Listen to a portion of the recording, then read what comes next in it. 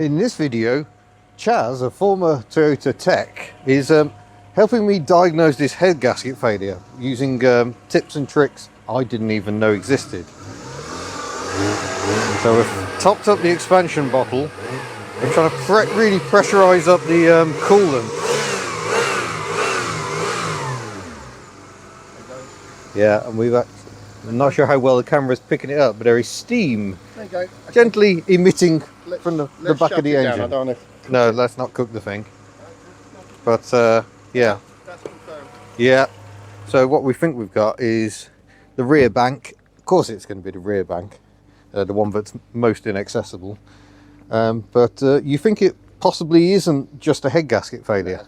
Whenever we've done these, it's been the head. Right. I mean, it's very rarely to get away with not doing a head. Yeah. And as I showed you earlier, see that rear head is clean. Yeah. We think again, I'm not sure how well I'll be able to get in and show you this, but if you sort of look down, this cylinder head itself, trying to get an angle to look at it, is remarkably clean. So we suspect it's already been off. And then they've just cleaned it, put another gasket on it, retorqued it, run it, and I don't even know if they've retorqued it after they run it. Yeah. So you have to go down in 2 stages anyway. But as you can see, I can make it do it. Yeah. So that's... Well, I did wonder about that. I know Peter, hello, over in Melbourne, who I stayed with while I was over there, did say, is it worth just snugging them up? But they're stretch head bolts, aren't they? So, which is why I haven't gone that way. Yeah, I've never done it, and I wouldn't ever do that. No. Yeah, do it properly if you're going to do it. You know? Yeah, but unfortunately, Toyotas of this era, petrols, diesels, they are notorious for cracking the head. And this is everything, even Land Cruisers. Land Cruisers have this amazing reputation.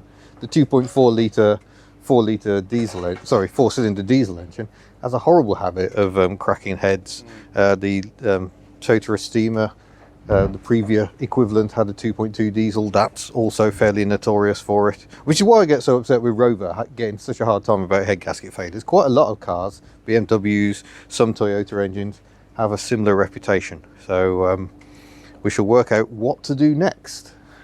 Yes. So what happens next with the Camry?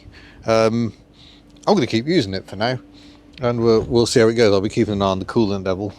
Obviously, the longer term plan, it's going to need heads. We may have a source for those, but it's not going to be the work of a minute to get our hands on them. So it will be happening at some point, but for now, tentatively, I'll be putting the Camry back into use, and we'll see how it goes. There's no point protecting the heads. They are damaged, and obviously if it starts even looking like it's slightly overheating, I will stop. But I would like to drive it. It is a car built for driving, and hopefully we can put more miles on it, just as I have been with Foxanne. Now successfully quite a bit over 100 miles since her MOT, and running fairly well but not brilliantly. But next week Foxanne is going off to a Reliance specialist for some proper fettling.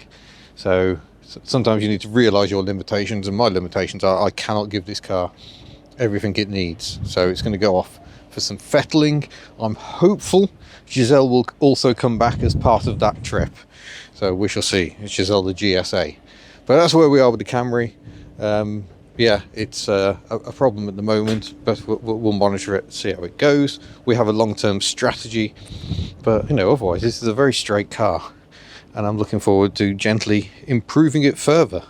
Just come around here for a look at the double rear wipers, because that's one of the things I love most. So I think I'm going to leave Foxanne here tonight and go home in the Camry instead, and have both the wafty barges at home. So huge thanks to Chaz for coming over to help diagnose this and to give us some sort of a strategy to solve the issues on this engine. And yeah, I look forward to seeing you in a future video. Farewell.